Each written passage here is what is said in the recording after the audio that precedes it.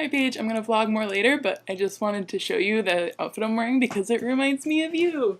I feel like you would totally wear this. Damn. Hell yeah. Some food around, you know, and everybody was having a lovely time saying motto, funny stuff, a secret thing, drinks holder, get them out there.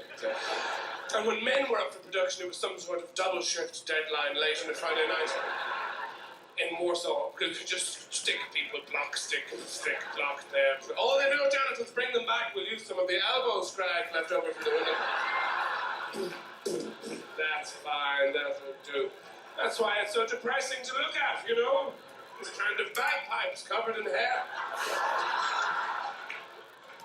There's a gender line completely blurs as you get it, as more time goes by, you know? You both end up as these two very, very feminine girly women, like the woman in the perfume ad, you know, shaking her hair.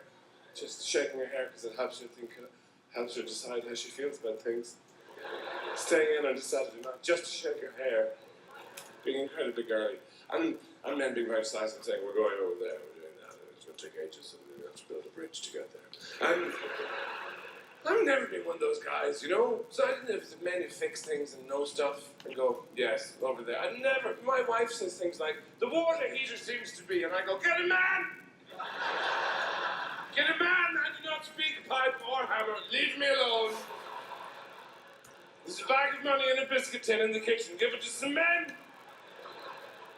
Where are you? I'm upstairs in our room rubbing your expensive creams on my knees. I just want to see what happens. Don't try and get in. I've blocked the door with huge lumps of Turkish delight and I'm listening to show tunes. Stay away. I don't mind that, you know. I'm not worried about that. That's natural. You become more feminized with age. I call it channeling Barbara. Something happens to me. I'm walking around the house and I suddenly get this urge to watch a load of Jane Austen adaptations and eat half a box of milk tray. Oh, him, he's lovely. I've always liked him. He's really, really lovely. I don't like the other fellow, the hairy one. Do you like him? I don't like him. Oh, look, the lovely one's on a horse. The thing is, you will get to a certain point in your lives. I know. You get older, you know. You may have read about it. And people don't age well in this country. You look at them, you see continental people, tourists that come around, you know the people who are bicycling around in their red and yellow cagoules pointing at cathedrals.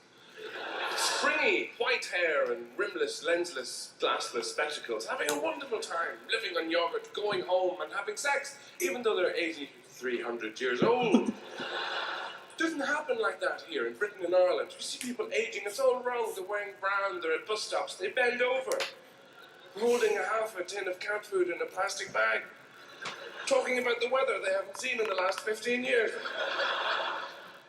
Mumbling rubbish, getting closer to the grave so they don't have that far to jump when it actually opens up. What's really odd is what gets taken away from you. It's not the stuff you expect, you know? People talk about old age and you sort of twinkling-eyed pictures of, you know, grandmothers and people smiling fondly at children and dogs and wheat fields and so on. They're probably fucking out of their minds. They don't know where they are, but that's why they look so serene. But, you know, the weirdest things get taken away from you. Like, I used to have toenails. I remember them. I took pictures. And now I have the sheeting they put on battleships. My family are afraid of me. They make me clip them in the garden. I brought down 3 seagulls last week. Eyebrows, I had eyebrows. People used to come from nearby just to touch them. Nowadays I have these fucking things, I get shortwave radio signals on them in the evening. I wake up in the morning, it looks like giant spiders trying to eat my eyes. Ah! I know you try all the old tricks, you know, because you walk into a crowded room and you suck in your gut and you see the other one underneath. Hello, I'm Jeff, your pointless second stomach. You don't need to feed me or anything, I'm a gift from death. Because death is like the dawn saying, send him a message. The other morning, I woke up. I was frightened. I'm always frightened in the morning, I never know where I am. But I heard this beautiful, reassuring sound. It sounded like my childhood. I thought, what's that? There's church bells behind the hill. Or no, it's an ice cream van in the rain. It was me, breathing. In the military, they use them all the time. All the regiments have their own mottos, you know. The most famous one being the SAS, death before dishonor. Death before dishonor. I always used to wonder, hey, exactly how much dishonor are we talking about here? Because I can handle quite a lot. You know, I would, for instance, fillet a Smurf. Before a big death. I'd cook him a little Smurf omelette as I was doing it, you know, I'd be very happy to do that. Season it with thyme and everything. I wouldn't mind listening to his happy, satisfied Smurf lips max.